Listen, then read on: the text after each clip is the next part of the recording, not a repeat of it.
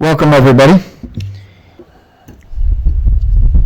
It is Thursday, August 28th, and call the meeting to order. We have Kevin, Denise, Bob, Roger, myself. Let's start it off with the Pledge of Allegiance, please. Peter, start it off. To the flag of the United States of America and to the republic for which it stands, one nation, under God, indivisible, with liberty and justice for all. Okay. I'd like to first off welcome our new town manager, Mr. Mark Gould. Thank you for being here, sir. He doesn't officially start till Tuesday, but we guilted him into coming tonight, so thanks for being here, Mark. Pleasure to be here. You have anything you'd like to say? Just excited to get going, chomping at the bit. Perfect. I think there's probably a guy to your right that might say, yeah, I'm happy, I'm looking forward to you starting.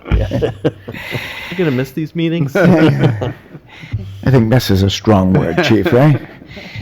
All right, so let's start it off with appointments, resignations, and retirements. We have a resignation of Barbara Ohanian from the Council on Aging. She here? No? Chief? I don't see her here, but she sent a letter on August 17th asking to resign effective immediately. Okay. Mr. Chair, Yes, sir. can we send a letter thanking her for her participation and her time? Absolutely. Thank you. Got it, Chief? Yes, sir. Thank you. Okay, next we have appointment of Amanda Shinoy to the Recreation Commission. Would Amanda be in the audience? Would Amanda want to come up and speak? Say a few words? Say hello. Amanda wouldn't. Okay. Melissa, on her behalf, maybe? No? Okay.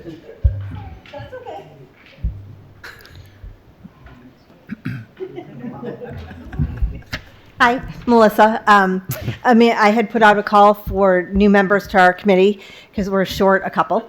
And Amanda replied right away. I sent her some information and she replied right back. So I said, let's get her. So she sent the letter that she'd like to join us. She's very excited. She's very easy to talk to, and I think she'll be a great fit with our committee. Perfect. Sounds good? Amanda, Mr. Chair. Yes, sir. Amanda, I read your letter, and the work that you've done already is remarkable, and we're looking forward to you being a part of the Recreation Commission. Sounds good. Perfect. Thank you, Melissa. Thank you, Amanda. So with that, Mr. Chair, I make a motion that we appoint Amanda Shinoy to the Park and Recreation Commission. Second? all in favor? Aye. Aye. Unanimous, Chief. Welcome, Amanda. Welcome. Thank you. Good luck. Okay. Good luck. Okay, so the next one we are not taking up, Chief? No, Dr. Miller is not available tonight. Okay. Table it to a next. Okay. Minutes are already approved. So moving right on, licenses and permits. No, we don't have any tonight. We have announcements. Mr. Clerk. Mr. Chair, we want to remind everyone that next Thursday, our off week, September 4th at 6 p.m. here at the Crane Meeting Room, we will be here to welcome the new town manager, Mr. Mark S. Gould Jr., even though he's here tonight. We'd like you all to come on and introduce yourself and get to know Mark. That's the whole plan. And again, that's at 6 p.m. Next Thursday. And hopefully everyone can come by and introduce yourself. That's it. That's it? Not this one? Get 'em a- This Douglas? I'll get that on the other end. Okay. All right, moving right along to new business. We have an award of roof replacement project at the Norton Fire Station, 70 East Main Street. And we have Deputy Chief Mike Wilson here. Welcome, Mike. Hi, how's everybody doing? And congratulations, you're a granddad again. Thank you very much, I appreciate that. She's awesome, she really is. Chief Simmons is running around doing a bunch of other things, so he wanted me to come here tonight just to give you a little update on what's going on with the roof and hopefully vote on the awarding of the people doing the roof. So this is a long time coming. I think right now we're at think we're at 27 leaks. This has been going on for probably, I'd say probably at least 5 or 6 years, to a point where we're not even replacing ceiling tiles anymore, because as soon as we replace them, there's another leak and we just leave them with buckets and stuff like that. So kind of started around 2023. We had some issues with our HVAC system. We had one that wasn't working right. We had one that we found out wasn't actually mounted correctly. It was just put up on cinder blocks. So we knew we had to get that stuff done. It didn't make sense getting the roof done and having all that stuff having to be done afterwards. So we went through the process of that. We got the HVAC stuff done. We got that mounted. Then we had an issue with the antenna, because when they took the old town hall down, the antenna wasn't correctly mounted, so that had to be done. So, you know, rightfully so, it took so long because of all the other things. So finally we got that done. It went out to bid. What we were looking for is the companies to rip it right down to metal, to nothing, just right down to, and replace everything. And that's basically what the bid went out for. We had 19 people bid on it, sealed bids, and the company that we, and I have to mention too, we had a company, BEA Analysts, LLC. They're the ones that put the RFP together. These are the experts that, you know the contractors, and these are the ones that are going to be there during the construction to make sure everything's being done correctly. We couldn't do it without this company, because it's just too much of a, knowing the stuff. And I believe this is the gentleman or the company that's going to actually be doing the RFP for the DPW building too. So really highly recommended. So the company is Triumph Roofing. They're out of Baldwinsville, Mass, which is part of Templeton, Mass. They came in at $262,500. They were the lowest bid. It was vetted by this company. He knew this company very well, and he recommended it. I did give a letter to everybody with a recommendation from BEA. So what I'm doing is trying to get you to vote to award this to this company. In the RFP, it says they want them to start within 6 weeks, and they said they think they're going to be able to start even sooner than that, which is good. If anybody has any specific questions about it, I'm happy to answer them. Mr. Chairman. Yes, sir. So, Mr. Wilson, Deputy Wilson, the money for this is always set aside through town meeting approval. Yes. Yeah, they I set want to aside. make sure people know that. Yeah, they set aside 300,000. Okay. We still do owe some for the RFP, but it's all under that. We're all within the budget as far as that goes. Okay, thank you. Thanks, Bob. That was my question, too. Yeah. Mr. Chair, Yes, sir. Deputy Chief, who is going to be overseeing the project? This company, this BEA Analysis LLC, they basically do roofs specifically for all kinds of buildings, but municipalities are one of them too. So all questions go to this gentleman. Before they start the construction, they meet with him. He monitors it during it, and then the very end, he does the inspection to make sure everything was done to the spec and make sure everything was done appropriately. And the cost that they're charging, is that included in this somewhere, or? Not in the 262. His charge was $14,500, which we contracted with him in 2023.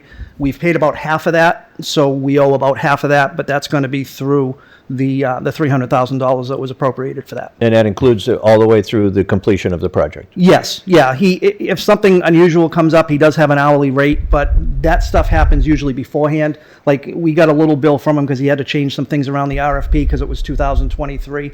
But there shouldn't be anything extra after this, because it's more basically just making sure they do it correctly and do the inspection at the end. Mr. Chair, just one more question. Yep. Are they holding whatever the 10% or whatever it is that something that they're doing, or is that something that the town's doing? The town will hold that. Okay. Yeah. So, Chief, they had, you said about 6 weeks from start of construction, from awarding bid to start of construction. Yes. What's their timeline on completion? How many days do they figure? So his was 25 days was the maximum. They all gave a maximum, and all of them were around 25, 30. One person put 45 days, but in their RFP, it said 25 days. Okay, and no disruption to operations of the department during construction? There shouldn't be. I can't foresee anything. I mean, I know they're going to have some dumpsters. I would assume the dumpsters are probably going to be in the parking lot. I think that's going to be the only, maybe disruption around as far as the town hall and stuff like that.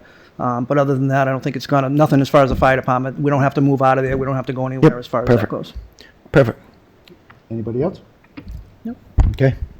Chairman, I make a motion that we approve the bid from Triumph Roofing Incorporated, being the low bidder for the replacement of the fire department's roof.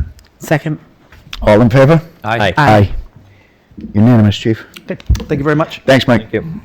Congratulations again. All right. Next up, we have the review, discuss, and/or vote on the code of conduct policy.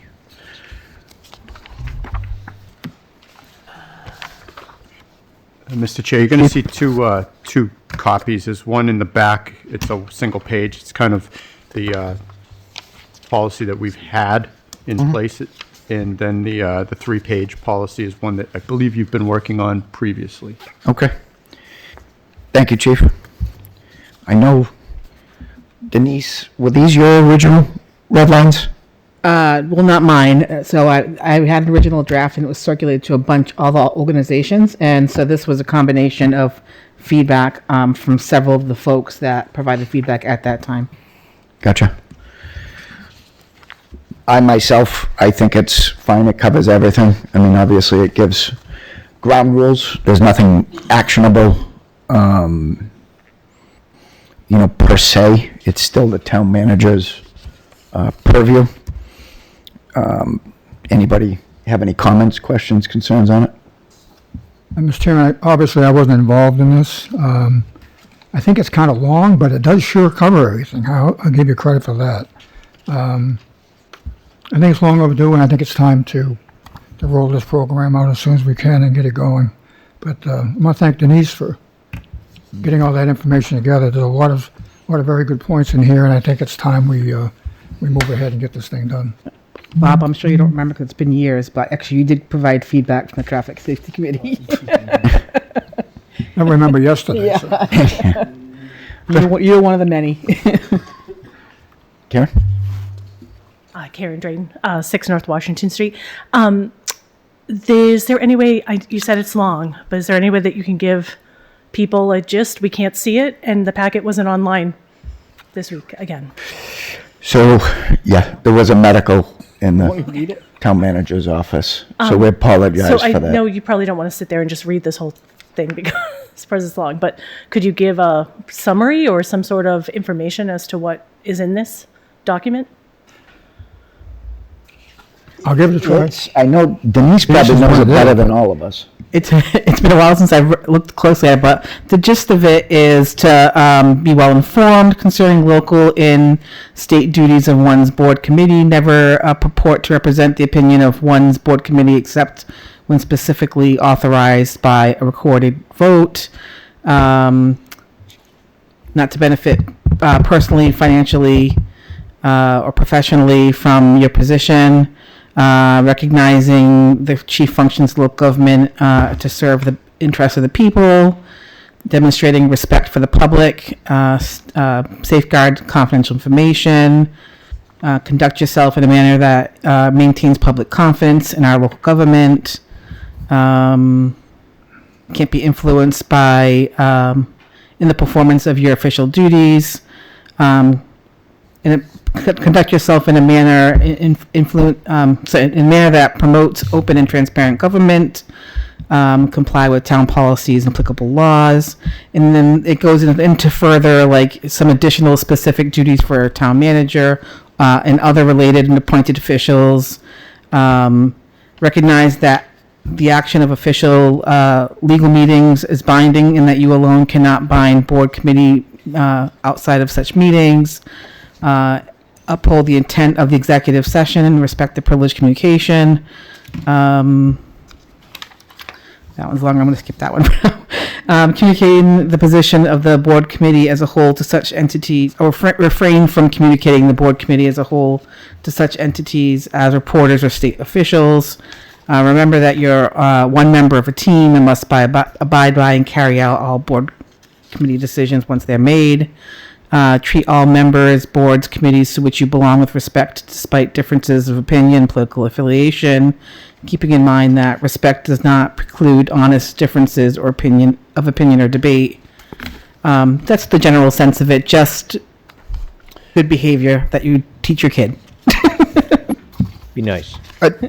Another probably very important piece of it is, towards the end, that the distribution in education, and I'll read it. Each official shall sign a statement that they have read and understand this policy, and that she will comply with, comply with all requirements set forth herein. In the event that any official declines to sign the statement, such refusal shall be documented by the town clerk on the form. And it gives the town manager full authority through the town charter. So, Mr. Chair? yes, sir. Chief Clark, is there a way that we can just make this policy, put it on the website somewhere so that people, if they want to review it, they can look through it? Yeah, I thought that I did think that it was going up there. I'm not sure what time that was happening, but I thought it was posted to the website. Okay, But we'll make sure it does get posted there. thank you. So I apologize again. Jen was out this week for personal reasons, and it slipped by. I apologize. Through you, Chair. Yes. Questions for the select board, then I can clean this out and clean this up and send it back to you, Chief Clark. One was who should be responsible for, it says recognize and support the administrative chain of command and refuse to act on complaints as an individual board committee member outside the administration unless the nature of the complaint warrants town manager be removed from communication, in which case who should be included in any such activity. So in other words, if there's a complaint against the town manager and the town manager needs to be removed from that chain of command, who would be the replacement for that? Should be the chair. Chair. That was to my understanding. That was the note that I made. I just wanted to confirm that was everyone's belief. Okay. Are we all in agreement on that? Yeah. So that can be, okay. Yeah, Mr. Chair, did you draft this from scratch? It was one that we had pulled from a recommended one from KP Law. Yeah, very well done. A lot of good work went into this. And it for any elected or appointed through this board, committees or board members, this deserves a read-through at least 2 or 3 times before they start their service, because there's a lot of information in this that you need to absorb and know what your responsibilities are when it comes to a code of conduct. It was very well done. Thank you. So I'll just clean this up and send it off to you, Chief Clark. Perfect. So no action, vote tonight, no vote tonight? Vote to accept it, adopt it, whatever, right? I think we can. I think so. Too. Okay, all right. I'm ready to. Mr. Chair? Yes, sir? I make a motion that we adopt the Town of Norton Code of Conduct policy for appointed and elected board and committee members. So Okay. written. Okay. All in favor? I'll second. Second? All in favor? Aye. Aye. Aye. Aye. Unanimous again, chief. Ready? Thank you. Perfect. And thank you very much, Denise. You did spend a lot of time on that. Thanks. Okay. Next up, fall annual town meeting. List of warrant articles, chief? All right, Mr. Chair and members of the board. So the warrant closed today at 3:30, so it was actually pretty fluid until that time. There was a lot of requests coming in. This is just your first glance of what the warrant articles will look like, potentially. Some of them are just place savers. There's no action that you need to take tonight, but it's just an overview of the areas for the town meeting. Perfect. Specific questions I could answer. Anybody have any questions? We're just seeing, Yeah. seeing it this week. It was very fluid up And until, honestly, this is, we got it as we sat down here tonight, so. I was gonna say, I have lots of questions, but more for when they come and present. yeah. Okay. Mr. Chair, just one question for the chief. I know that during the annual Springtown meeting, that a lot of the Finance Committee recommended pretty much budgets that were requested through the budget process for the most part, with the understanding that they would not be coming back at the fall town meeting for a supplemental revenue for the budget. Is that the case? Have you seen any articles where they're asking for additional funds? There will be a few small ones. One in particular that I'm aware of is that the police department was not That's fully right. funded. Yes. but there are some small requests for some salary issues and some training conference areas that some people are really, it's mandatory, and they were cut out in the spring. Gotcha. That's fine. Thank you. Anybody else? No? Okay. Next, we have Friends of the Norton Senior Center Build a Scarecrow fundraiser at the Norton Town Common, October 18th, 2025 through October 26th, 2025, and request to close Library Square on October 26th, 2025 from 2 p.m. to 2:30 p.m. Who would like to come up and speak to this, please?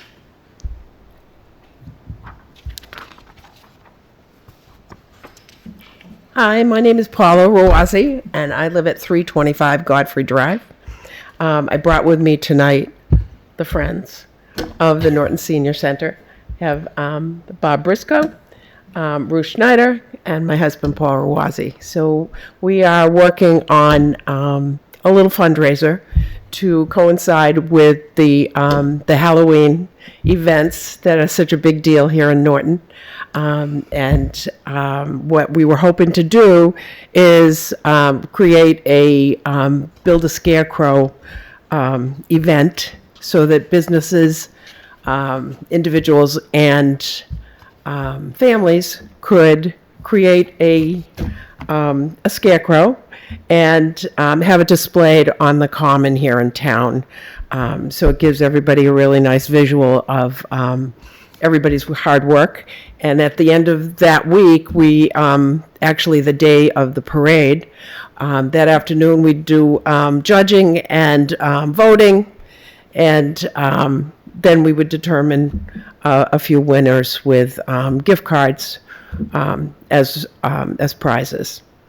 So that's our plan. I did want to thank whoever put in this request for the closure of Library Square. I didn't think of that, and we're kind of flying by the seat of our pants here to make sure that we have all the details in place. So we're still working on the timeline, and but we are pretty certain about the dates. October 18th, people would be able to bring their scarecrows, set them up, and then on the 26th, throughout that week, they would be visible to people in town and people driving by. So it would be kind of a real Halloween thing that people would enjoy. Perfect, thank you. So by your letter, I see that our Park and Rec Director, Melissa, as well as obviously Beth Rossi from the Senior and Community Center Yes. are all on board with this. Yes, they are going to be a huge help Yeah, and backup. But yes, that's exactly true. Okay. I'm sorry that I missed Melissa. She ran out quick because I wanted to say hi. But I will do that. I will get to meet her personally. Yeah. Okay, wonderful. Mr. Chairman? Yes, sir. Yeah, my one concern is the common itself. You know, we spent a lot of years and a lot of time repairing that facility. Is there someone going to be there to make sure people tie these things to the post correctly? And, I mean, I don't know what, I'll give you an example. Next door to my hometown, the town does an annual event, and everybody puts stuff out in their front lawn. I think they sell the heads. I think that's how they do it. But they are funny. There's some very, very good. I make it a point to go up there every year to look at them. But, you know, tying things to the post, making sure we don't dig into the ground. You know, someone has to be there to make sure that doesn't happen, I guess is what I'm trying to say. My concern would be that a whole bunch of people suddenly show up and say, well, this isn't sturdy enough, and we're going to dig a 3-foot hole in the ground and make sure it stays in right. You know what I mean? I just want to make sure we protect the Right. the common So, as best we can. This is a fundraiser, so our plan is to have people come and register. They would sign in when they bring a scarecrow. At that time, we would have committee people available with a lot of help to make sure that we secure the scarecrows or whatever they've done without any damage to the property. We're not digging holes. We're hopefully not doing buckets. I had heard that somebody had done that a town had done that. Bring the, the big Home Depot plastic buckets, and we're hoping to avoid that because I think that fence is going to do the job that we need done. We may just need zip ties to make sure that those are secure. Thank you. And that will be the 18th, on the 18th.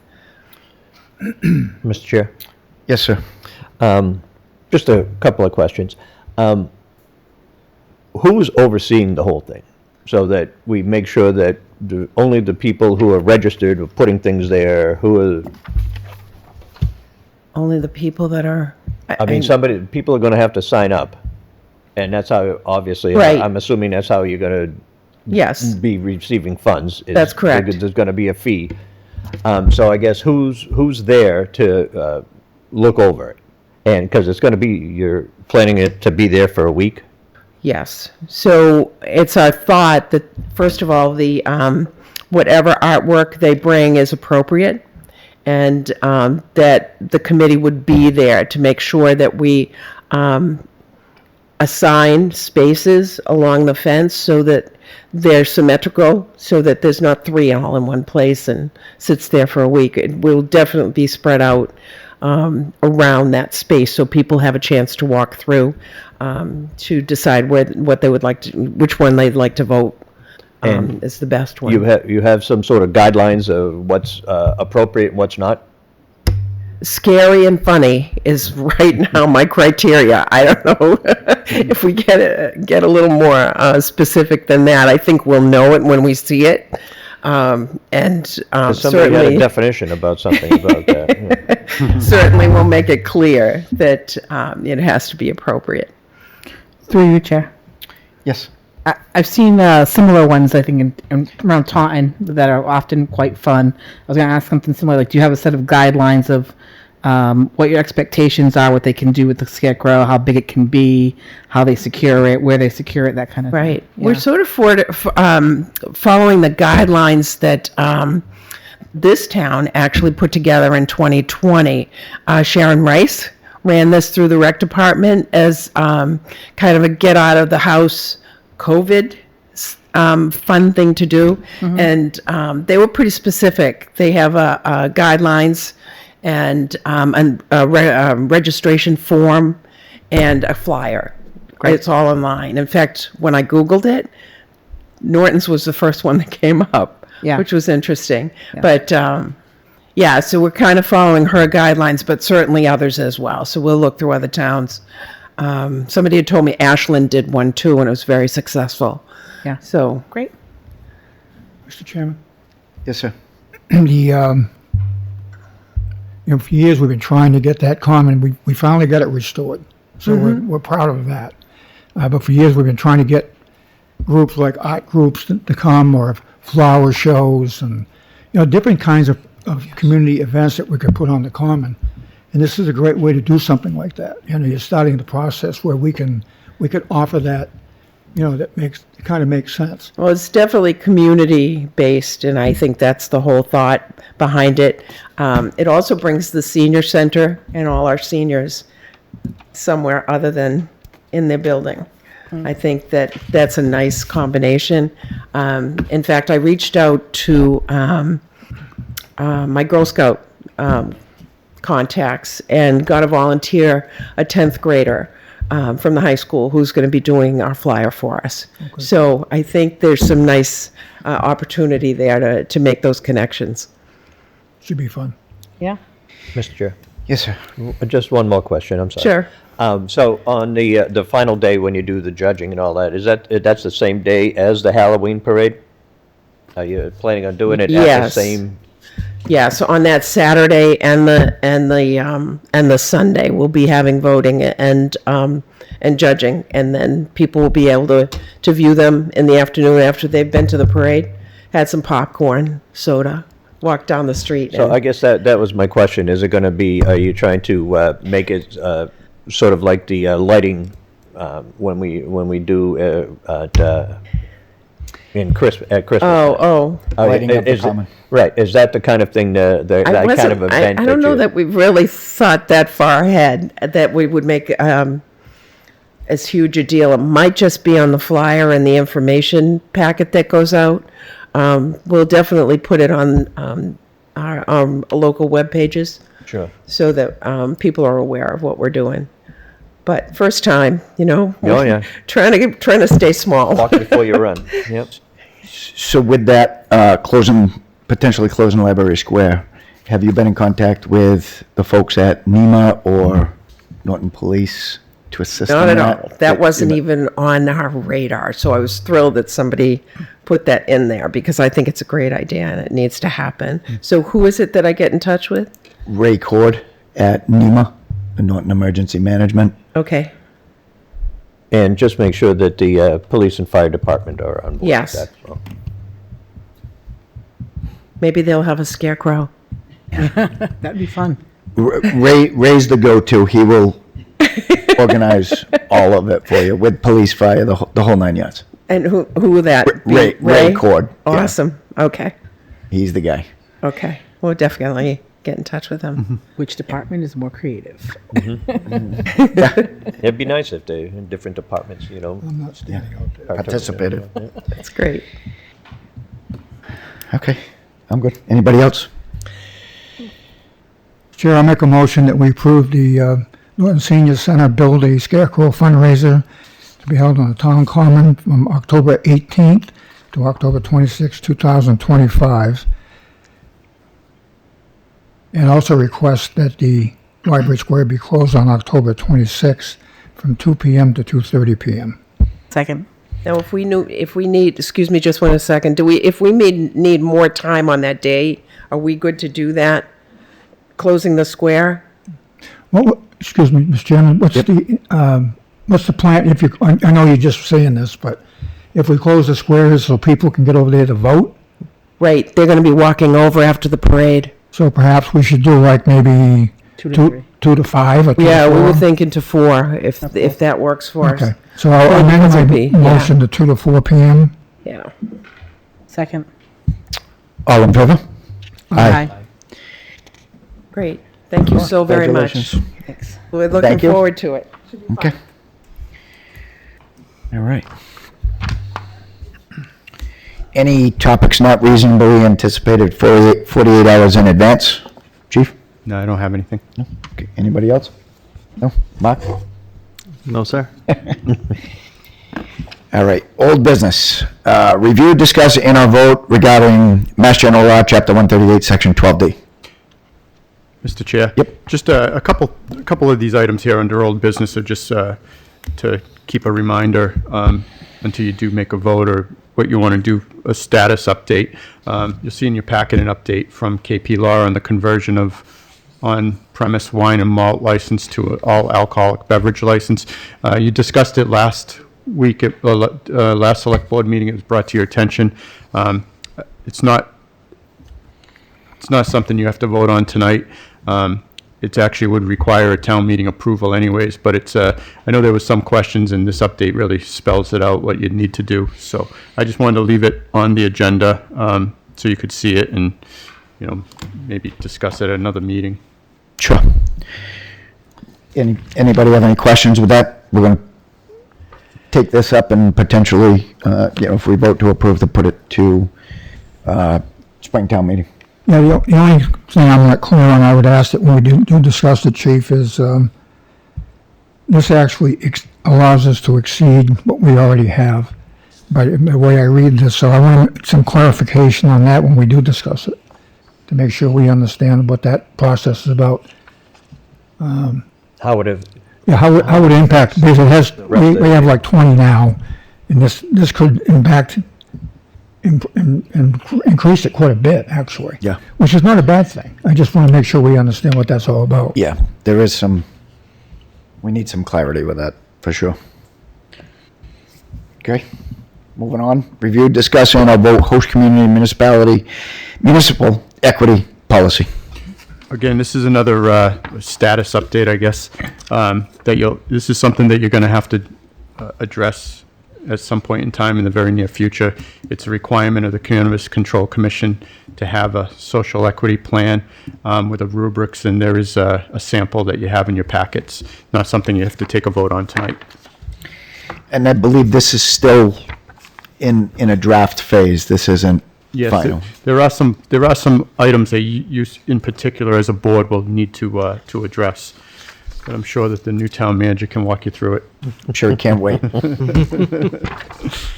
Okay, thank you, Chief. His first homework assignment. Okay, next up, review, discuss, and a vote select board remote participation policy, Chief.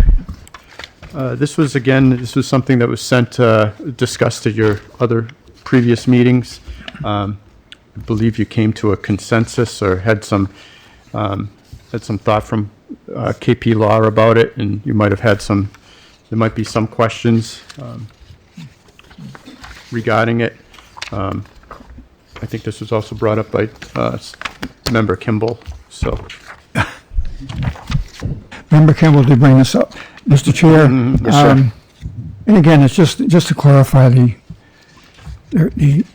laws keep changing, and obviously the laws will change again this year in March. So it's just to kind of clarify how we do business in town.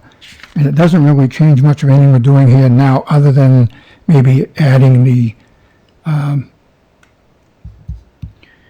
opportunity for people to participate in person, where if a committee or a board decides they want to do just remote only, it does restrict some people from doing that. So this covers the process. I'm very pleased with Copeland and Page and what they put together. I think it's a very, very clear and very precise policy. Through you, Chair. Yes. I just want to voice my disagreement with the policy the way it's written. There are things like that it's going to ask people when they're being appointed whether or not they're willing to appear in person, and that it is their intent to appoint people to multi-member bodies who commit to attending meetings in person. And my concern with that is that we're discouraging people who would otherwise be interested. We have so many openings on so many boards and committees. We need people to fill these seats, and this is discouraging people from stepping forward and participating, because if they can't be there in person all the time because they travel for work or they've got things going on at home, then this discourages them from being able to be appointed to these boards and committees. There are just as many inconveniences with boards and committees that are held at like noon on a Wednesday as there are being fully remote. Everybody can dial into a fully remote meeting.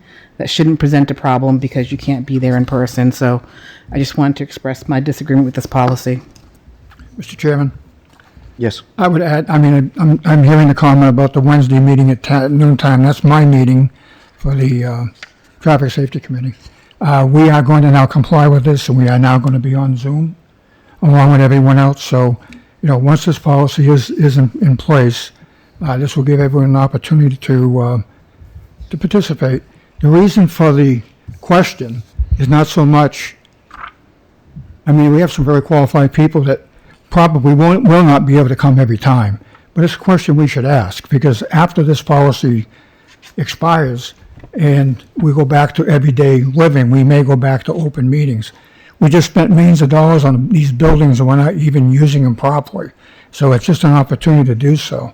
There will be some other changes, I'm sure, in the future, but right now, based on what happened in March, this is the best opportunity we have to get people to participate and to be involved.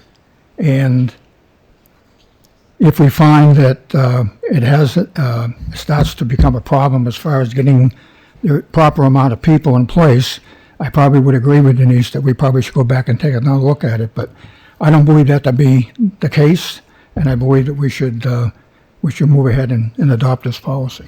We don't have enough people in place today. We never have. I know, but this isn't going to help it. Yeah, Mr. Chair, just a couple highlights that I just wanted to see what everybody's thoughts are about it, just that I noticed. Well, paragraph D, I think that's a little bit beyond asking for reporting to report back how many meetings were held in person or remotely. No, I don't know how I feel about that. I got to give it some more thought. I think we don't want to be controlling here. We want to dissuade. We want to encourage. So to have some kind of a, post-reporting in the actual policy. I don't really think that's a good idea, but I wanted to point out that in the context, the law allows public bodies to continue to meet in hybrid or remote settings. So the extension of the acts of 2025 or whatever, extending the COVID measures, it allows public bodies to continue to meet in hybrid. It doesn't require. So I just wanted to, if this language is correct, I wanted to point that out to the board. So they don't have to, if the entire board wants to meet in person and not have hybrid meetings at all, this states that that's okay.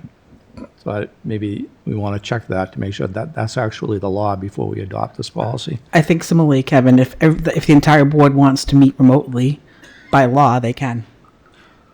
Yeah, okay. The other part of it is the public body is not required to provide remote access to a meeting if the meeting is held in a physical location that's open and accessible to the public.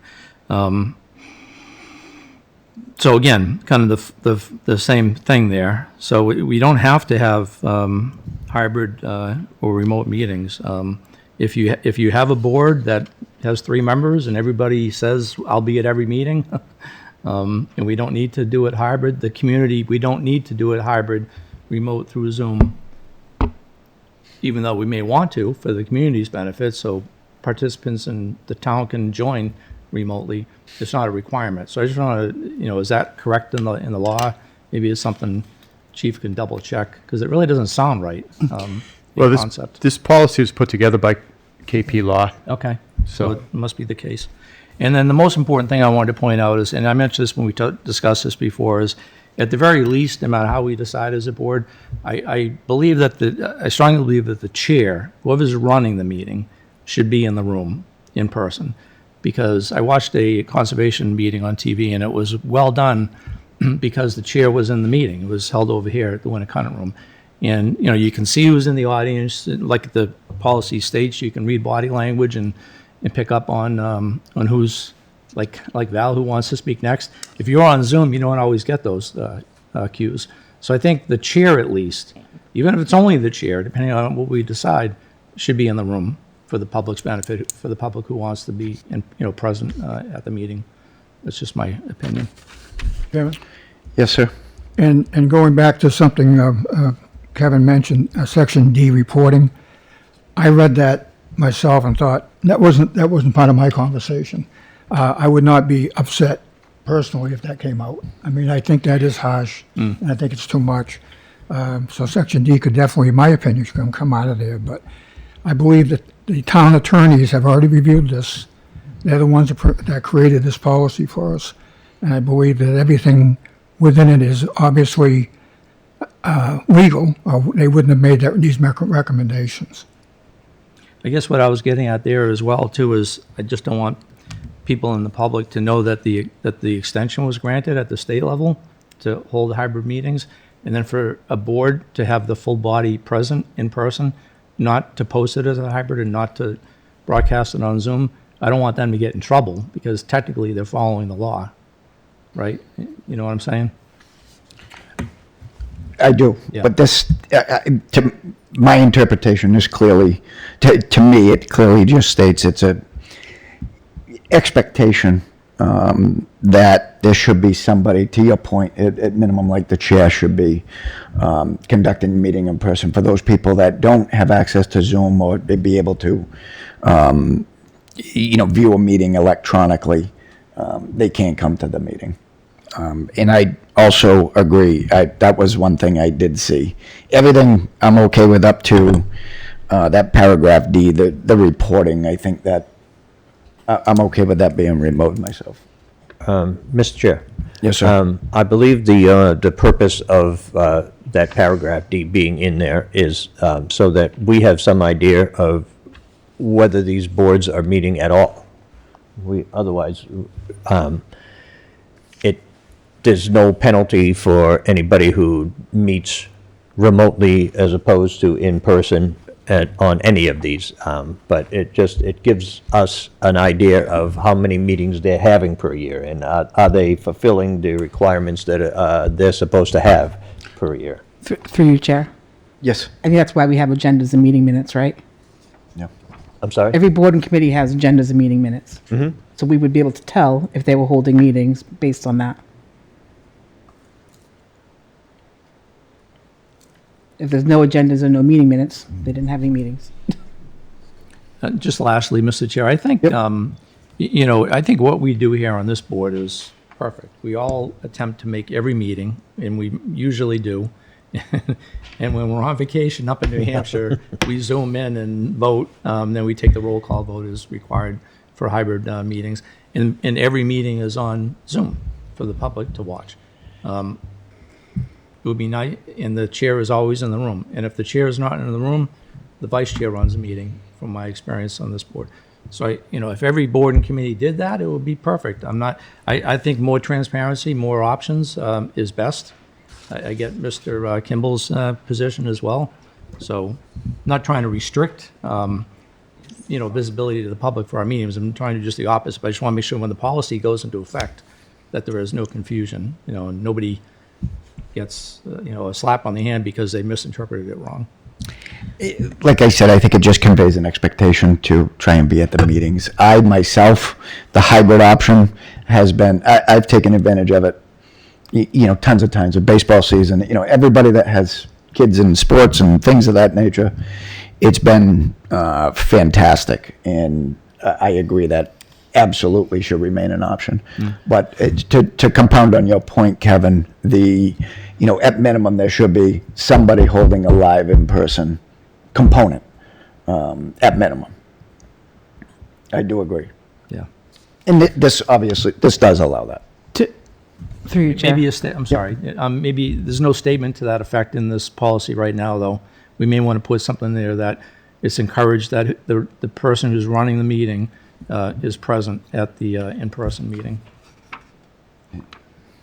So maybe, I think Brian's got that. Just through you, Chair. Yep. I was just going to say that the most transparency we can have is to be accessible to the most people. And quite frankly, Zoom is that avenue, or something similar to a Zoom, right? Because anybody can access it from anywhere at any time.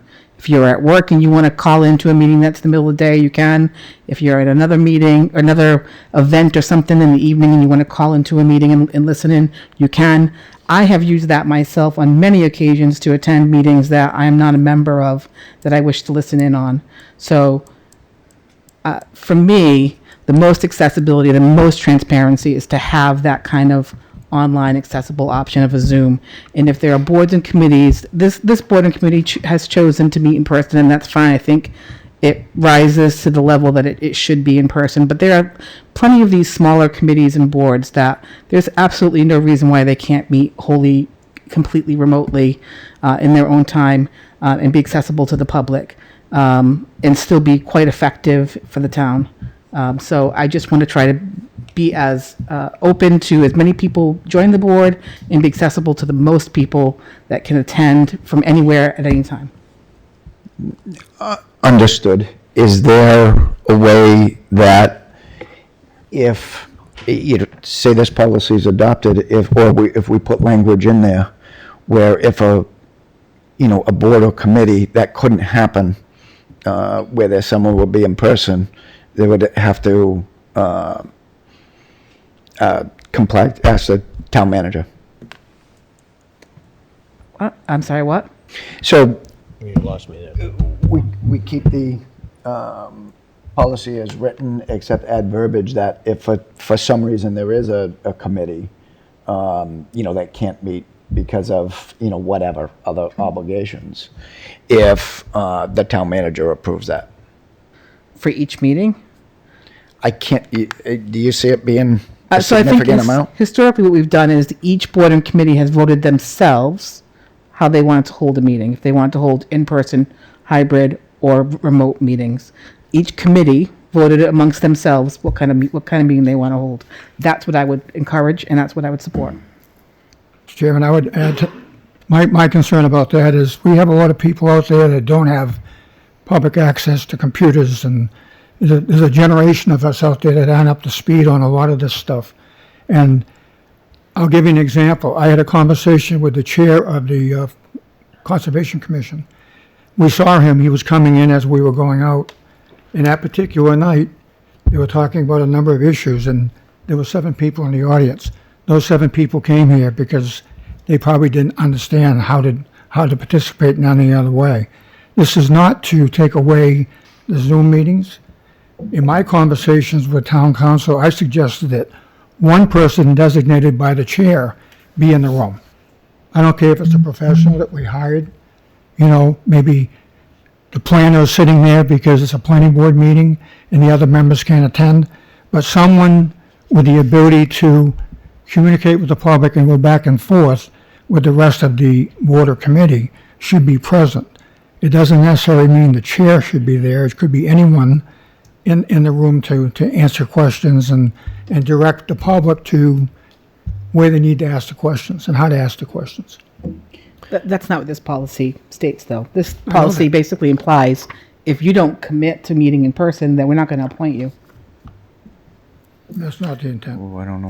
That's how it's worded. It's not the intent. Mr. Chair? Can you read it aloud, please? Yep. That keeps being referenced. Yep, I will read it. I will happily read that out loud. It says, Select Board appoints to multi-member bodies. To encourage boards and committees appointed to the Select Board to meet in person, the Select Board shall, when considering appointments to multi-member bodies, inquire as to the willingness of each potential applicant to commit to attending meetings in person. The Select Board hereby expresses its intent to appoint persons to multi-member bodies who commit to attending meetings in person. Okay. That's what it says. Thank you.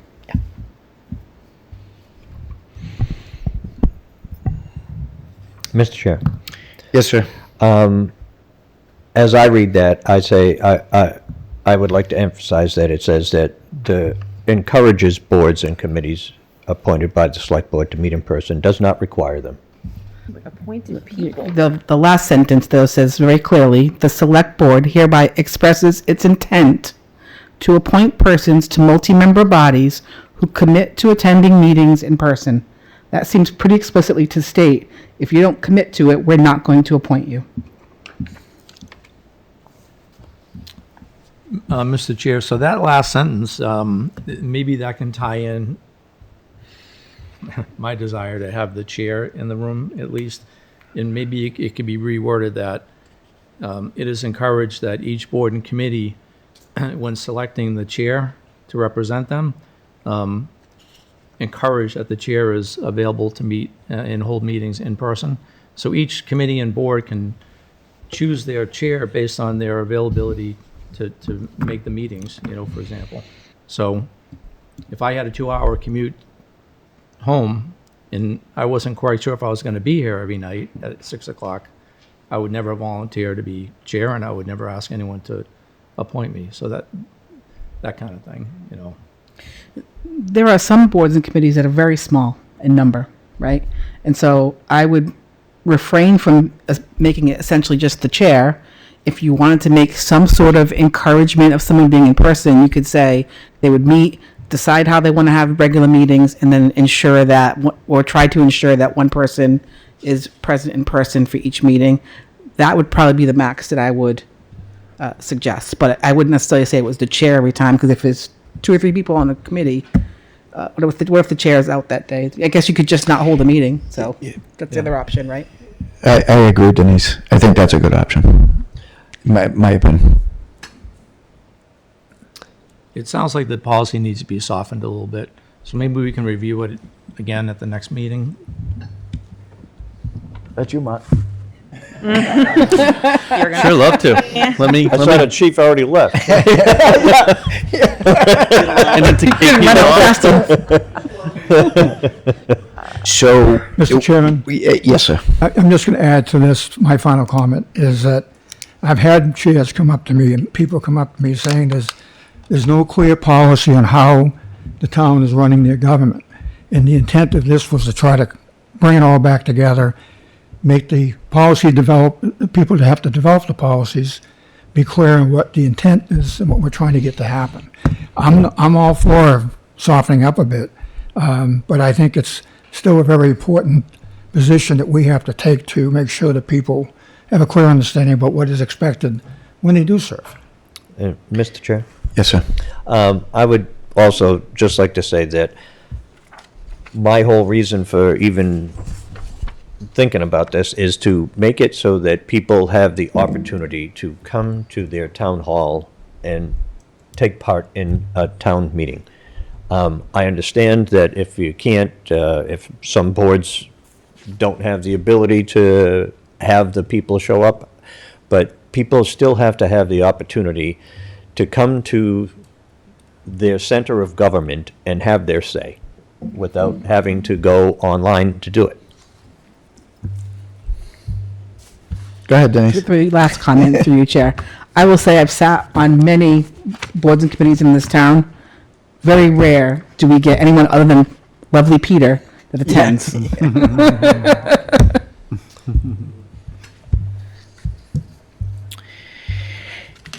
Any other input from the board members? Chief? I don't have anything. Beth? Did you miss me? So, Val Cabral, 50 Mansfield Avenue. No one has come to any of the meetings where this has been spoken of to speak in favor of it that I'm aware of. It sounds like things are being said privately about it, but we haven't had any, like, I'm reading this email I got from someone who really thinks we need to make sure every commission has in-person meetings. I want to correct a piece of misinformation that was said a number of times, which is that not everyone has access to a computer and so they can't get on these meetings. You do not need a computer. How many people in this room don't have a smartphone? I applaud you because I've been considering throwing this one out. How many people also don't have access to a telephone of any kind? Okay, so you can dial into Zoom. Every single one of the select board agendas with the Zoom link also has a phone number you can dial into so that you can access it. It's not ideal necessarily, but it is actually still accessible to everyone in a way that in-person meetings are not necessarily. I'm also happy, I know we don't really have like a tech and IT department. If anyone needs help figuring that stuff out, I am happy to just do that. I do tech support for a living. If there is anyone who needs a hand with it, I'm happy to help because it makes things more accessible, not less. I'm going to ask for another hand raise. How many people in this room have been to a Norton Cultural Council meeting in the last year? You're damn right, Peter has. No one comes to Norton Cultural Council meetings. If you don't know what the Norton Cultural Council is, it is a very small board without which we lose about $14,000 of funding from the state. We get grant requests from the Senior Center, the Historical Society, the library, the schools. We help to close programming gaps with money that comes from the state. And if we do not keep enough people to serve on that council, which has been a struggle, I'm on it because I think I was two or three down the line of people who said, can you do it? Oh, no, I can't. Let me ask my friend. Oh, let me ask my friend a few years ago. We lose that money. We lose all of this programming at the library, at the schools that are making up for us not funding plenty of other things at the schools.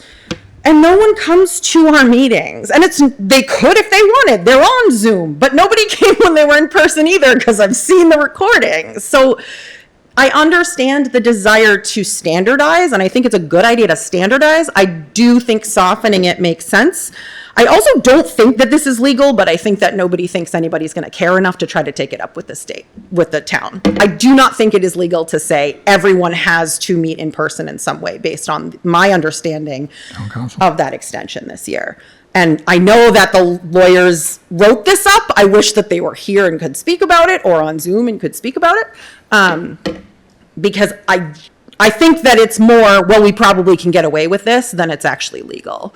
Because that policy means that anyone in the state can meet remotely. Sorry, I'm almost to the bottom of my list. I think body language is kind of a red herring. I don't necessarily think it always serves us positively to look at people's body language.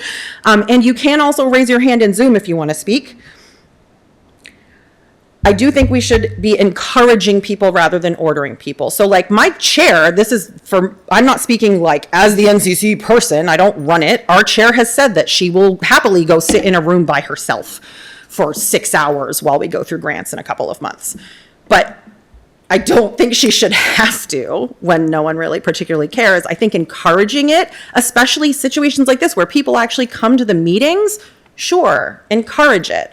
But don't require it for meetings that no one cares about. I wish people cared about the NCC, but like I said, no one even wants to serve on it most of the time, although we're doing better. We have a few more members now. The final thing that I will say is that some of us prefer to meet remotely because COVID is not, in fact, over. I know that everyone wants it to be. My grandmother, who is very vulnerable, just had it. And I have 4 conditions on that list, if you want to guess, that they just released that will allow me to actually get the vaccine that is now being approved. There are those of us who are still trying to take precautions because we are higher at risk or have vulnerable family members. So again, I'm really glad that this policy is not saying don't let people meet remotely at all and they can still do hybrid. I am in favor of encouraging, but if you put this policy in place before I was asked to be on the Cultural Council and it said we have the intent to only appoint people who will commit to showing up in person, then I wouldn't be on the council and the council would not have been able to grant since, 2022 maybe when I joined. They did not have enough members. They would not have been able to get that money from the state. So I encourage softening it. I encourage encouraging people to have meetings in person. I do think that participation is important, but for all that, not many people come to meetings, even town meeting. I've given you guys the numbers a million times of what percentage of voters come to town meeting even. So that's my spiel. Thanks. Thank you, Val.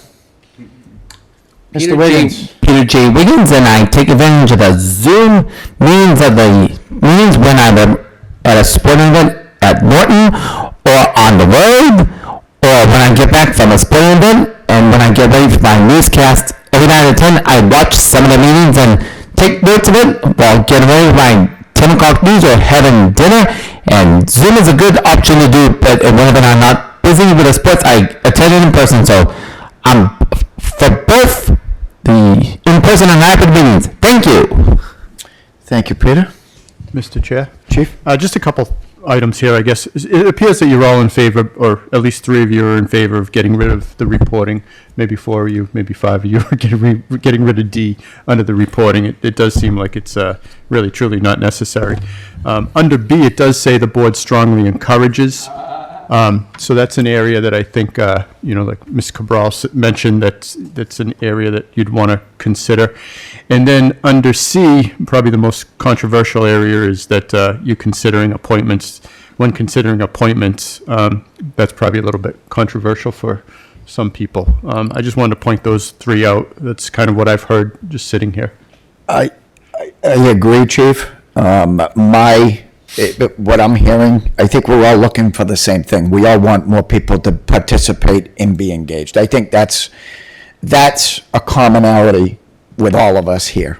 We all would hope that everybody would be more amenable to participating in person, but it is what it is. Today's day and age, not everybody can be everywhere all the time with the demands of life. So I'm looking at this with C, or paragraph C, I think the 3rd sentence where it says the select board hereby, I recommend striking this sentence. The select board hereby expresses its intent to appoint persons to multi-member bodies who commit to attend meetings in person. So C would read, select board appointments to multi-member bodies to encourage boards and committees appointed by the select board to meet in person. The select board shall, when considering appointments to multi-member bodies, inquire as to the willingness of each potential applicant to commit to attending meetings in person. That's just asking them if they intend to be in person. That's not an expectation that's being conveyed to them at all in any way. It just shows that we would love people to be able to be in person.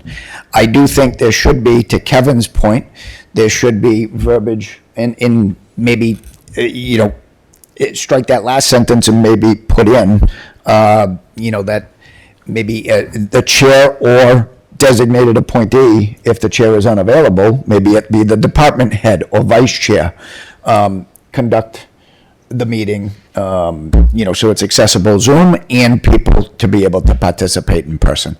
I think that's what everybody's driving towards. I think that would check all the boxes, from what I'm hearing from everybody. Yeah, Mr. Chair, on that, I think what you just read could be softened up just a little bit as well. And I'm just suggesting that the shall be replaced with like may. To Denise's point, we don't want to discourage people from applying in the first place because they get wind of this policy and they don't want to be asked, are you going to be able to attend every meeting in person? Or that's what we want you to do, or we're encouraging you to, whatever the case is. I mean, I was almost going to recommend before you said that, which I'm fine with pretty much. I was going to suggest considering striking that entire C paragraph altogether, because I think we cover everything above it. People already know we're encouraging them to meet in person. We don't need to hold it over their heads by quizzing them when they apply for positions in public. I would agree, because I think the fear would be if I say no, there might be people who aren't going to vote for me to be a member of the board because I can't meet in person. And I don't think we should be discouraged. We just appointed someone today. No, not a single person asked, can you meet in person? You had the opportunity tonight to ask a new member of another board, do you want to meet in person? And no one asked the question. Nobody cares, right? You didn't really care. I don't care. I would appoint anybody whether they can meet in person or not. So I would strike C entirely. I would like to recommend it change, Kevin's recommendation, change shall to may. And then it's up to the discretion of each member of the board. They can ask if they want to. Members that don't want to ask, they don't have to. And then strike The last sentence. paragraph D. Yo, Is that, I agree with that. does that, That works. That's It fine. works for me. It's better. I'd rather not have anything, honestly. But Do you, Mr. Chair? Yes. Do you want a markup of this before you do a vote, or do you want to do a vote and then change it? I'm sure I can work with the new town manager to come up with the language that you just mentioned. I think, I trust both of you, myself, it's up to the other members as well. That's just me. Right. The only challenge will be just going through the video, and we've got 5 people suggesting changes, and we're kind of coalescing around general ones. So, I mean, we could either bring back a draft, or you could take a vote and give us direction. So if someone were to make a motion for this policy with the noted changes, paragraph C, strike shall, insert may, strike the last sentence reading, the select board hereby expresses its intent to appoint persons to multi-member bodies who commit to attend meetings in person, and strike paragraph D altogether. That's pretty clear, I think. Is everybody amenable? Mr. Chair? I'm sorry. Go ahead, Raj. No. The only thing that, I don't know how to word this, but, it's encouraged, maybe this is how you word it. It is encouraged that when appointing your board or committee chair, that you consider their ability to hold meetings in person. And then they can decide on their own, but they know it's important. I understand what you're saying, but I think this document, Okay. there's points in here that convey that. Okay, that's fine. Yeah. That's my personal Yeah. opinion. yeah, Mr. Chair, Yes, sir. I make a motion that we adopt this policy with the amendments that you just mentioned. Second. All in favor? Aye. Aye. aye. Aye. Aye. Unanimous. Unanimous. Got it. Okay. Thank you, everyone. On to the next.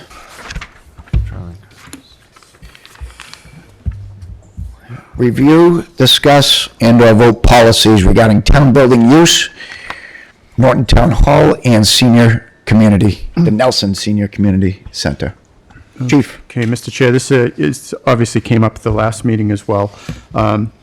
And you selected a subcommittee of Mr. O'Neill and Mr. Masson to review it. I believe also that you want Mr. Gould to be involved in the policy development of this, so this is just more or less a space saver at this point.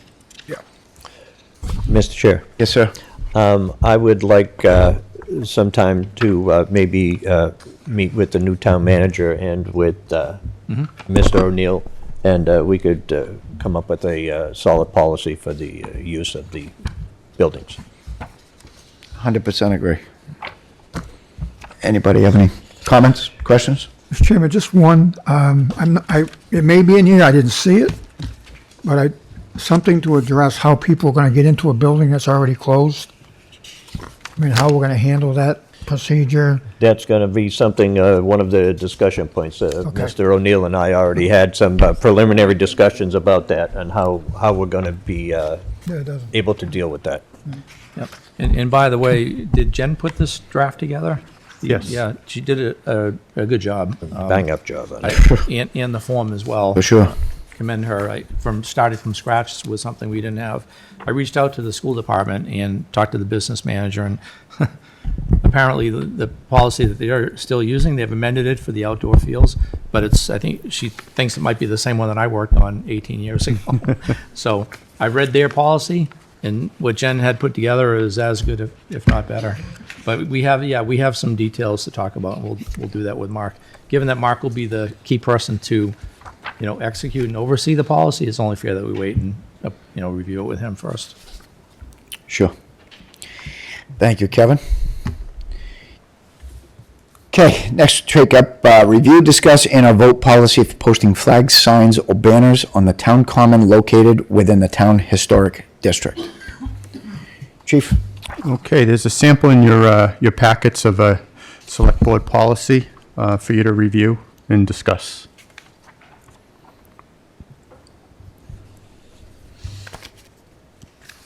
Has everybody read it?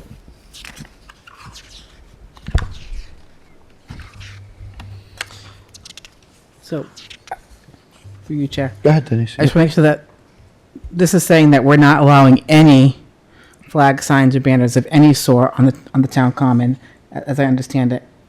Is that really what we intend? Because we often put things like Peterson's fundraiser when Officer Peterson passed away.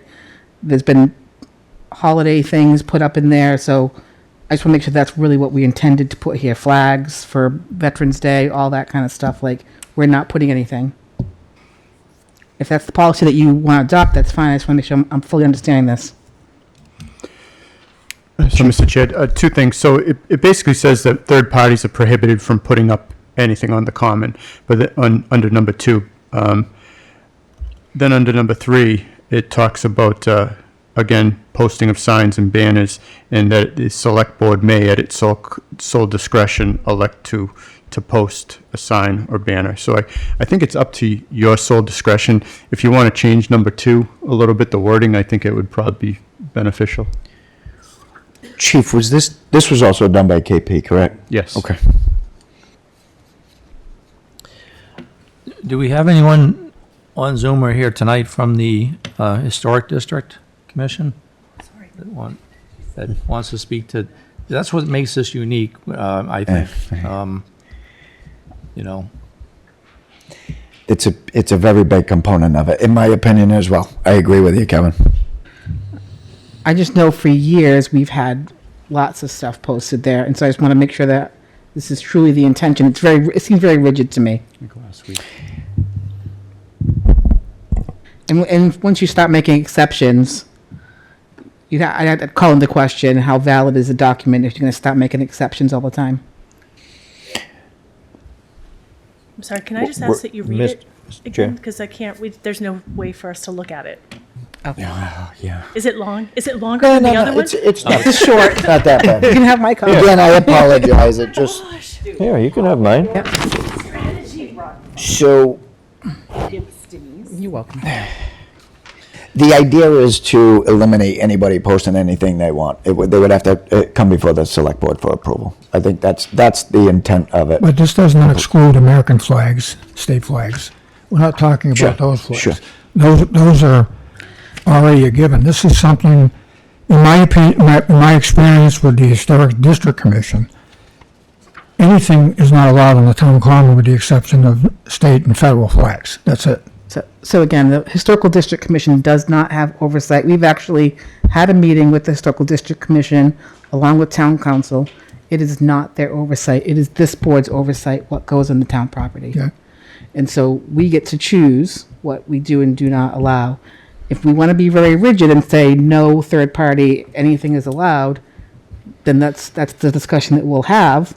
But that is a divergence from what we have historically done. And then the first time that, some tragedy happens in town or there's some other thing that we want to do a fundraiser for, then if we stop making exceptions, then this document is not really valid. And historically, they've all come before the select board to review, to get approval for it. So that's not unique or new.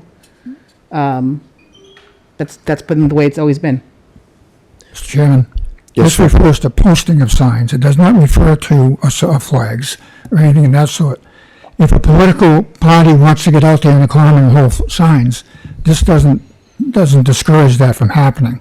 You can't stick signs in the ground and walk away from it, but you are allowed to do everything you're allowed to do in the district now, and that's holding the sign. You're more than welcome to do that. That doesn't restrict you from doing that, and it doesn't do that today. The Historic District has been very concerned about, over the years, about any kind of a flag. Suddenly you see a yard sale sign fly up there or a real estate sign, they come down right away. They're removed right away. If you're holding a sign or flag or anything of that sort, this bylaw does not apply to that.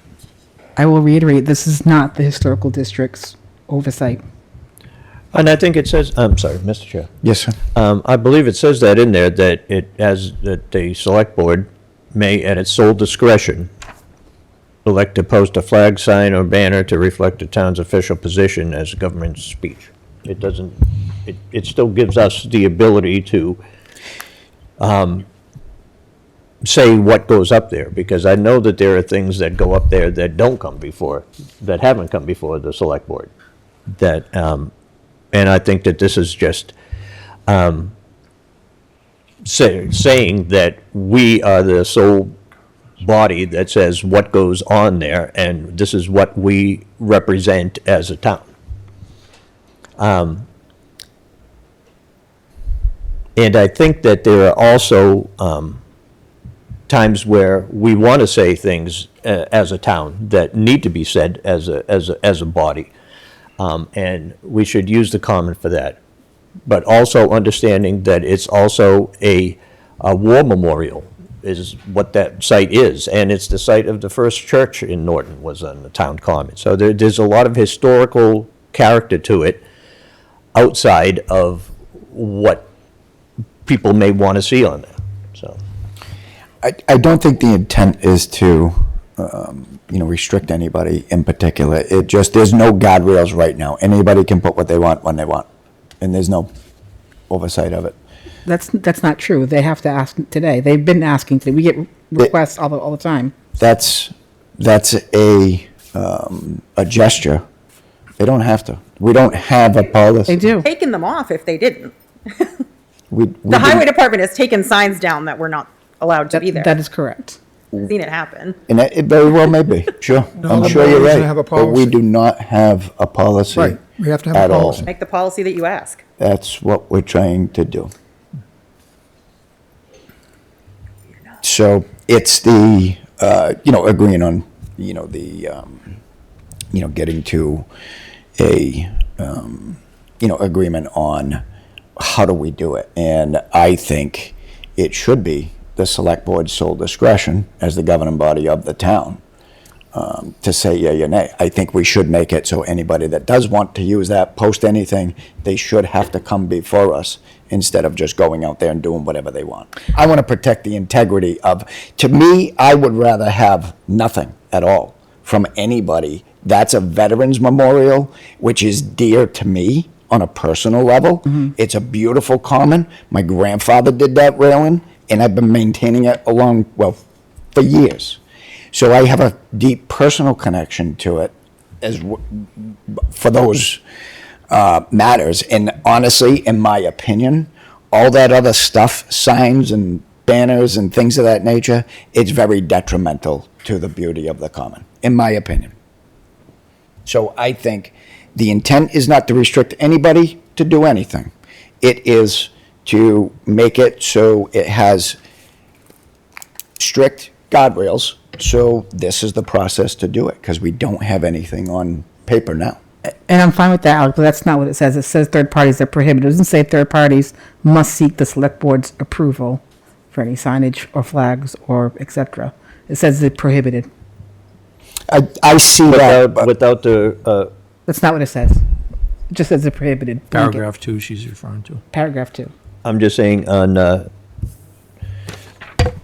other paragraph, it says that it be at the select board may, at its sole discretion, elect to post a flag, sign, or banner to reflect the town's official position. Right, Right, but people that- can't come ask. That doesn't imply that a third party can come ask you. That just implies that we can, as a select board, decide that we want to put flags out.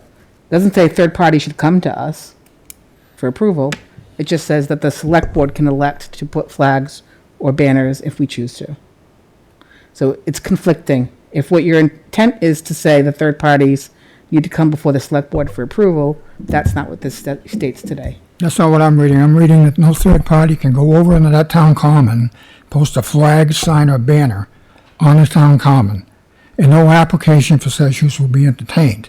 Then it further states that if the third party does want to come before the select board, that we at that point could recognize, for whatever reason that business, that organization might be, and allow that to happen. This was written by town council. and that's my interpretation as well. But maybe I can help here. My suggestion would be on paragraph 2 to strike the under any circumstances and just replace it with Unless- without approval from the select board. Right. I think it's really just that simple. So take out under any circumstances and put in, Without first obtaining. Yeah, or you need to take out no application as well, because it does say you can't even apply if Right. you're a third party. We can't play games. I'd just be careful making changes Yep. with this, because that could make it a public forum. I'd double check with KP Law. Okay. Yeah, I thought we had a draft previously that actually had the sorts of signs and banners. Some way to have There was an boundary- application. Well, and there was boundaries around what we would entertain for requests. And so I would suggest we go back to that version and maybe finesse that, because I think had a little bit more flexibility, but also boundaries around what we'd entertain. I mean, this, sorry to interject, this happened to Boston a year or two ago, and they put up one flag, and then another group said, well, you put their flag up, you have to put up our flag. So it's sort of like once you open the door, it's Exactly. hard to close it. Yeah. And impossible to close it. Yeah, we actually had a version that KP Law had provided us that had some reasonable boundaries around what we would and would not entertain. I don't have a copy with me. I can probably dig it up for the next meeting, but we had reviewed that previously. It was a little bit longer than this, but That's it? yeah, Yeah. I'll find it. Yeah, I see your point though, Mark, because we'll be back in the same situation that we were a few months ago when we got the request for the July sign. Right. We'll have to, yeah, So- yeah, so. Go ahead, Kevin. Sorry. So, any policy that's going to restrict or not allow the pride signs to be placed out there, I'm going to have concerns about, because that's been a federal recognition for 25 years, and we read our own proclamation on this board every April, designated June Pride Month, and we know the benefits to the community and the social aspect of recognizing people that, you know, that are LGBT plus, and to, I don't think restricting it so those signs signs cannot be placed in the town common. I think that's going backwards. If we write a policy that's going to, you know, disallow past practice in that area. I believe what we had presented before was that we would allow things like POW, American flags, federally recognized holidays, and then I think we were just gonna amend it to add or signage for tragedies that occur within the community with community, something along those lines. But that's where I thought that we had talked about making it, and those were the boundaries that we had kind of put around it. I just don't know what happened to that version. I don't remember I that. can't So- remember for the life of me. Mr. Chair? Yes, sir. My concern is that, that once we allow somebody, if we don't set a clear policy, where do we draw the line? And how do you draw the line? That's, And so that's, I think, I wholeheartedly agree. I think we need a policy. I just think that the other version was better than this one. but I think, we just need to somehow regulate what goes on the common, so that we don't have requests from who knows where, because I appreciate that there are people who are passionate about how they feel about a particular issue, and they want that to be shown by the town. And what I'm afraid of is that there are some people who are just as passionate about other things that might not agree with what those people think. So I think that we need to have some sort of guideline that we can go by, and so that we don't lose the flavor, and it doesn't become a point of contention all the time being on our town common. If somebody wants to stand out there with a sign, feel free. God love you. I stood out there a lot in the rain myself, holding a sign. So, but I think when we start attaching signs and putting banners and that kind of thing up, I think that's a different issue that when we start doing that.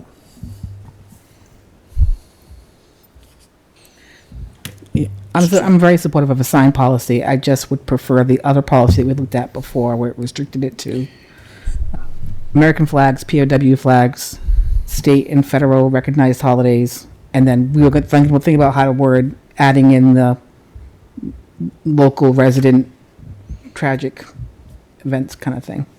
But yeah. Mr. Town Manager.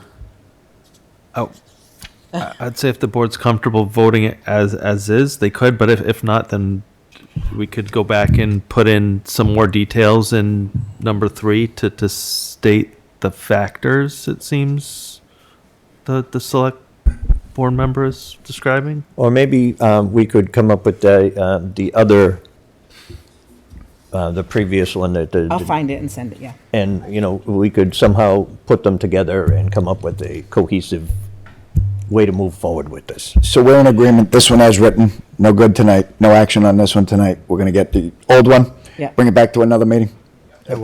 Recommendations, boom, boom, boom, perfect. Mr. Town Manager, perfect. Sounds Let's great. move on.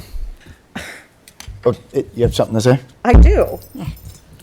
Carol Cabral, 50 Mansfield Ave. Again, I do want to note that this is the opposite of the Boston situation. We already have explicitly religious displays in town on this common. I respect that for a lot of people. My grandfather was a veteran, for both my grandfathers were. I respect that it is a veteran memorial, but we plaster it with Christmas lights and a menorah for December.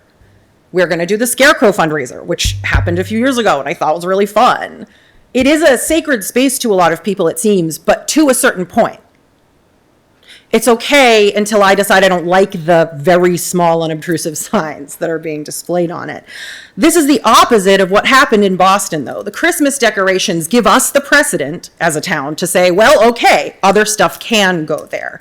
In Boston, it was they flew the pride flag, someone wanted to fly a Christian flag, and the court said, if you allow one, you've got to allow the other. If that precedent applies here, the Christmas display, which I love Christmas, you can ask anybody what my house looks like, that has a nativity on the common and there's a menorah on the common.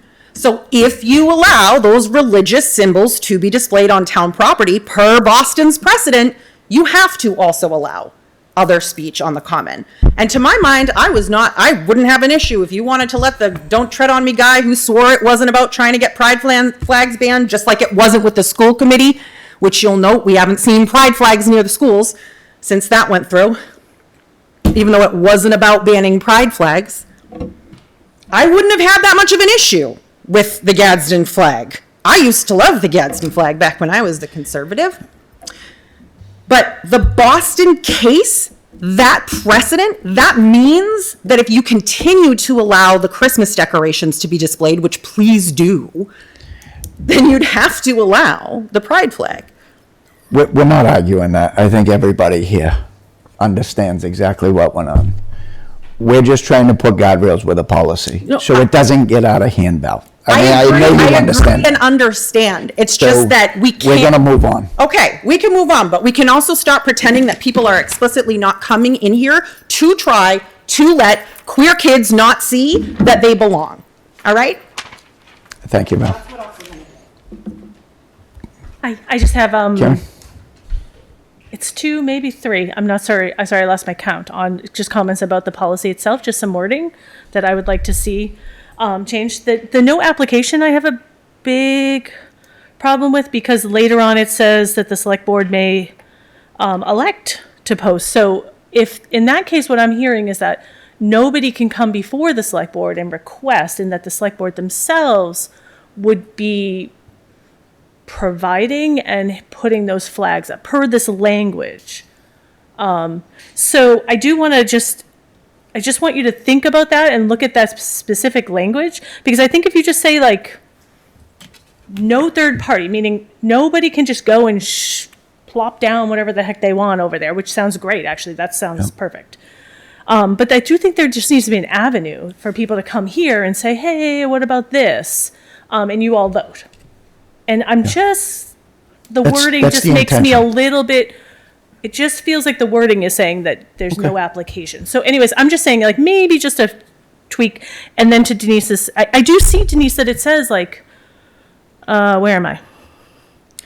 Federal and state holidays, days, months of celebration, commemorative, and other celebrations and remembrances in here. So I think that's already covered, like what the framework would be for you all. So my thing is just like the no application makes me a little bit nervous that it's being super prohibitive there. But everything else looks like almost what y'all do right now, which is somebody comes here and says, hey, I mean, I don't know, or emails and says, hey, and you all make a decision. Yeah. So it's just the no application makes me a little bit, jumpy to say, Noted. like, oh, that feels like you're saying you can never come here and apply or just request. So Okay.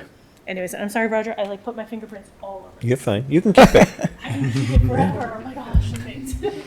I know where to get one. Did you have a comment on it, Mark? Or, No, I mean, okay. Okay. I think it's. All right, moving forward. Yep. Next, we have town manager's report. I have nothing to report. Nothing. So,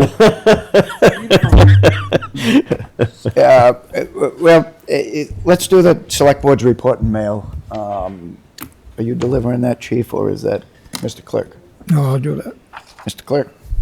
He's here, I think, right? Yeah, well, Yeah, I do have mail, Mr. Chairman, but I believe we want to make sure that we, under the selectmen report mail, the first thing we have is, Norton High School student, who started a website here in the town of Norton called 02766 Jobs. Okay. So the town of Norton, to the select board, hereby recognizes Elijah, I'm going to mess this name up real bad. Elijah, tell us your last name. Petrosevich. Petrosevich. Thank Exactly you. right. For developing the 02766jobs.com website to assist both residents and local businesses in our community by connecting local job seekers with Norton-based employment opportunities.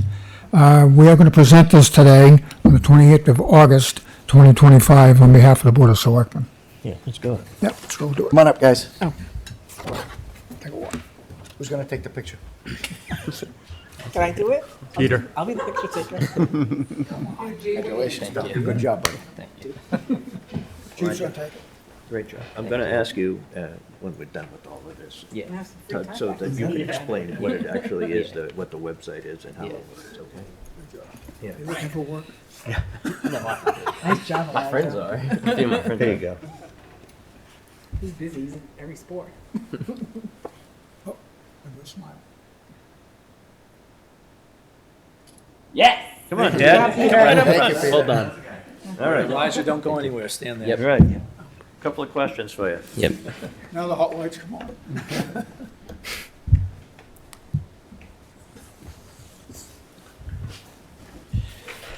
So, Mr. Chair, if I may? Yes, Kevin. So I get the Sun Chronicle delivered, the paper Sun Chronicle every day. Really? I'm one of the old-fashioned guys. Me too. Do you really? Yeah. Which, by the way, did you get the letter that the Yep, it's coming in the mail starting next week. USPS? Yep. No longer going to have it in the morning. It's going to come through the mail later on in the day. But anyway, Elijah, your article, kudos to the paper and the editors and the person who wrote the article and interviewed you. They put you on the front page on the top fold so that everybody could see the entire story. And I read that and I told the rest of the board we need to recognize him because this is phenomenal. I mean, what you've done is you found a concern, a problem, a need in the town, and you connected employers, businesses, which, by the way, I didn't know we had 800 businesses in town. Yeah, I didn't either till I started doing my research. And then you interviewed people and you saw our need for the employees as well to find local jobs, probably young folks like yourself, and connected them. Instead of just complaining about it, you went designed a website to connect, the need. Phenomenal, and also it's good to and I'm sure the school committee has already considered this, but a lot of the electives that they have at the high school really are very valuable. It notes in the article you took advertising and media class, and that kind of launched you into in developing this. A lot of times we look at the core, college prep courses and how important they are, but it's the electives that spur the creativity and the innovation many times to the entrepreneurial spirit, if you would. And it's good that the school still has these type of courses on there, available to students. But anyway, I won't talk too much. I just wanted to commend you on doing this, and you have a good future ahead of you. And also the fact that you were trying to gain businesses to post on the site. And I'll let you talk. I'm just reading the article. You have a lot more to say about it. But that you went and basically went business to business and walked in and said, "Do you have any jobs? Right? Do you want to post them on my site?" Yeah. That's what a salesman. But anyway, we'll let you talk, and congratulations. Yeah, so I kind of created this when I started looking for a job over the summer because I needed a job, and I realized places like Indeed aren't really going to post everyone's job because it's like $500 to $1,000 a month. And I know not a lot of people are going to pay that because a majority of the 800 businesses are home businesses like contractors or smaller businesses. So I don't think they're going to want to pay $1,000 a month to, find one or two people for a job. So I wanted to create something that's not going to cost them thousands of dollars to find the exact same thing that you could find on my website and find people in our town. And I also wanted to create something that's local because according to my dad, it's a lot more committed workers when they're working in the same town because they're not commuting, an hour to Boston and an hour home. You're commuting maybe 15, 20 minutes across town. Like my dad commutes 15 minutes across town to where he works. And he says you get a lot more free time with your family because you're spending so much less time commuting. So it leads to a lot happier worker, and it leads to a lot better relationship, and it leads to a lot more commitment from the employee. Makes sense. Yeah. So, Elijah, say there's somebody who owns a business who's out here, wants to work with you. Do they just go to your website and they sign up that way? How do they become part of this? Well, in our website in the top right corner, there's a post a job for free thing, and then there's also the sign up, and you can either sign up as an employee or an employer. So there's two different signups, and then there's also you can reach out with email, or you can find me on Instagram and go follow that, and we can help you out. If you want to, feel free to reach out. It's 02766 jobs on Instagram and on Facebook. And how successful has this website been for you? It's been pretty successful. I think so far we have over 1,200 active users and right now about 230 active jobs from around 150 to 200 employers. Very impressive. So just out of curiosity, how do you monetize this so it covers your time and efforts? I'm doing this for free. I'm not making any money out of this. So what if it grows and catches on and Yeah. 02048 next door and 02703 the other next Hire door? some people hire some people from other towns to do those ones. Yeah. Pay them out of my pocket. Not to take the fun out of it, but that's a very good point, and don't want to make this too serious. You're not doing this for business reasons, but 10 years down the road, you may wish that somehow you consulted with an attorney, you got some kind of a patent on it or whatever. Dad can figure that out I was for gonna you. say, Dad, But yeah, you- I mean, this- what you've created here is worth a lot, not only to the employees and the employers, but To the community in- itself. To the community, and I know you don't advertise on it, that's great. I know you're not trying to monetize it, but there are very few people that can do what you did. So protect that. Right. Yeah. Great job. Bright future. Congratulations. Thank you. Thank you, Elijah. Thank you. Thank Good you. luck. Thank you. Yep. Dad, you should be very proud. Yep. So, Chairman, I do have some additional mail, report and mail. okay. So we received a note from CHAPA, which is Citizens Housing and Planning Association.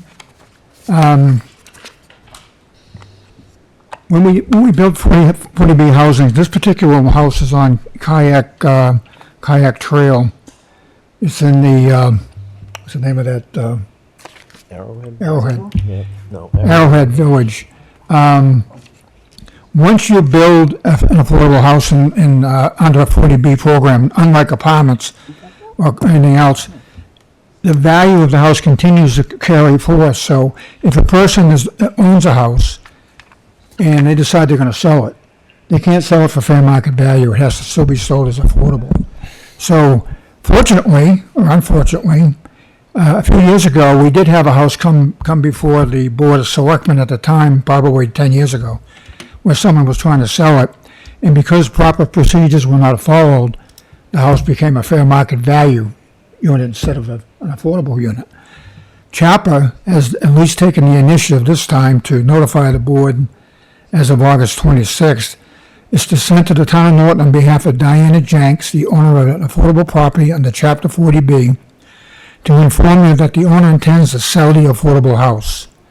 The house is located at 12 Kayak Trail, part of Arrowhead Village, is a Chapter 70 development where Citizens Housing and Planning Association serves as the monitoring agent. They didn't back then, but they do now, which is a good thing. Based on the affordable housing deed rider by 12 Kayak Trail, CHAPA has determined that the maximum resale price of the above referenced home, and if you haven't been in the neighborhood, they're pretty striking homes, and you can't tell the affordable from the market value ones. But the reference value of the home is $288,377. Buy it right now. So I think everybody in this room would buy this thing immediately. As explained in the deed rider, CHAPA and the homeowner will have 90 days to locate an eligible purchaser of the home. The 90-day marketing period will begin on or before September 9th. So as of September 9th, you can reach out to CHAPA and you can get some information from them about this house. And the end of the opportunity will be December 8th, 2025. During that time, the town can elect to purchase the home for the maximum resale price. We're not going to do that, I don't believe. If an eligible purchaser buys the affordable home, a new deed restriction will be signed, recorded with the house remains on the town's subsidized housing inventory. If an eligible purchaser fails to buy the home during the marketing period, the current owner of the property could sell the home at open market or fair market value. Any difference between the affordable price and the open market price would be returned over to the town. The town would no longer be deed restricted and therefore no longer be counted toward Norton's subsidized housing inventory. However, Chaplin will make every effort to work with the current owner to instead sell the ineligible purchaser subject to a deed rider, preserving the affordable home for perpetuity. We welcome any marketing assistance the town may have. If you have any questions, you can contact the town manager's office, and they can give you information about who you can contact to get some additional information. But I just want to bring that out and show everyone that here's a home in Norton. It's probably going to be the cheapest house in Norton that you can buy, because I don't know of any house you can buy for $288,000 today. So I would encourage anyone who's interested to make sure you reach out to us so we can give you some additional information. Yeah, just one clarification. Usually those affordable homes have some strict rules around what your maximum salary is per household based on number of people in the household. So there are some restrictions. You just have to look up the listing probably, and I'll have the details. And I would encourage you to investigate it. Yeah, absolutely. You might be surprised at what the income levels really are. Okay. They're low. Yes. I've looked. So the Norton Historical Society wants to let everyone know we're going to present a free event, the 13th Continental Regiment 18th Century Civilian and Soldier Camp. The Continental Regiment will be setting up a full-scale camp to include tents, cooking displays, and items used during the colonial times. There will be talks on weapons, medical equipment, occupations, clothing, toys, food, and more.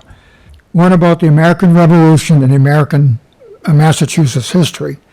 It's going to be at the Old Schoolhouse here on 18 West Main Street, Norton, Mass. This a week from Saturday, September 6, 2025, from 10 a.m. to 4 p.m.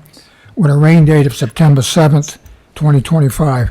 This event is open to the public and is free, and we would encourage everyone to attend. And one word of caution, muskets will be discharged, in case you're wondering. At who? Me. I'm going to line up for them. Give them their free shot. Just another reminder that the parade, the 32nd Chartley Parade, will be held again this year. I got to find the dates here. Starts at 12 p.m. to 2 p.m. Yep. And the date is October 26th. October 26, 2025. So just to let everybody know, that's coming, be here soon, before you know it, it'll be here. For sure. 8:28, today. Check his pockets. The FM Championship will be held here in Norton at the TPC of Boston. This is the female TPC version of the event. It's the LPGA. LBGA, yeah. And it's going to be held starting today until the 31st. Just reminding everyone that obviously this is going to cause some traffic on Mansfield Avenue. Not sure if it's as well attended as a male version, but I believe there will be a lot of people there. And Mr. O'Neill want to remind everyone that you can watch us on the Golf Channel. If you're interested in watching it, you're not lucky enough to go, at least you can watch it on TV. So we want to remind everyone again that that's this weekend. Mr. Kimmel? Yeah. Tickets are available online if anybody's interested in going to that they can get tickets online. Parking is at the Xfinity Center, and they're shuttled over to the TPC. Thank you. And I can take the shuttle bus from Greatwood to the golf tournament and go there. There you go. Here you go. Peter, you can walk from the other direction and go there too. You don't have to take the bus. You didn't have anything else in your pockets, do you? All right. So at this point, still under Select Board's report and mail at this time. This is our acting town manager, Chief Brian Clark's last meeting with us. You're more than welcome to join in the future, but I personally want to, and I think from the board as well, thank you very much. It's been wonderful working with you these past 6-7 weeks or so. We really... 8, but who's counting? Yeah. I know who's counting.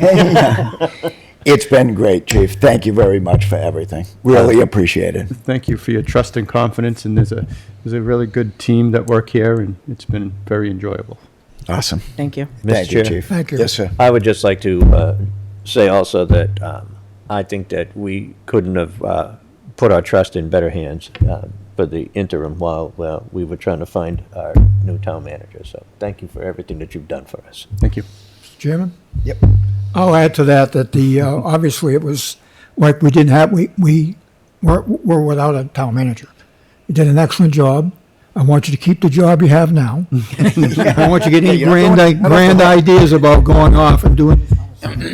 But I think it's a great reflection on yourself and as far as how you managed to keep the town together in a short period of time. I know it's summertime, I know a lot of things don't get done, but everything we threw at you, you were able to deal with it. You got back to us. You were very prompt. You explained everything. So that's what we're looking for in a new town manager. And I think that you did an excellent job on our behalf, and can't thank you enough for doing the job for us. No pressure, Mark. Thank you. Yeah, sounds like a high bar. Yeah. Back's like, where's the back? I'll tell you, well, we didn't miss a beat. It's like, if we were hurting for money town, we would say maybe we can get away with a part-time town manager. Because you did great, Chief, and professional, solid, well done. And during the application process, the screening committee would know more, but to these guys' points, don't get any ideas, because with 2 months of actual interim town manager experience under your belt, you're very marketable right now. You haven't got any calls from Mansfield, have you? Thank you. All right, so with that, these warrants are already approved, correct, Chief? You These were already approved approved. them. Yeah. It was sent out to you, and I believe you signed Yeah. the warrants. These warrants are already approved, so skip right that. And next meeting's agenda, I think we have tentative September 11th, correct? Yep. Yes. Yeah, okay. No exec, so Mr. Chair, anything else? just one more thing, just to remind people about Yep. next Thursday to have the meet and greet with our new town manager. So, Next Thursday, 6 o'clock? Yep. Here? Here. Yep. So, Brian, We know you'll be Chief here. Clark, thank you very much, and new town manager, Mr. Mark Gold, welcome. Thank you. Thank you. Mr. Chair, Yes, sir. make a motion to adjourn. Second, All in favor? Aye. Thank you, everyone. my favorite motion of the night.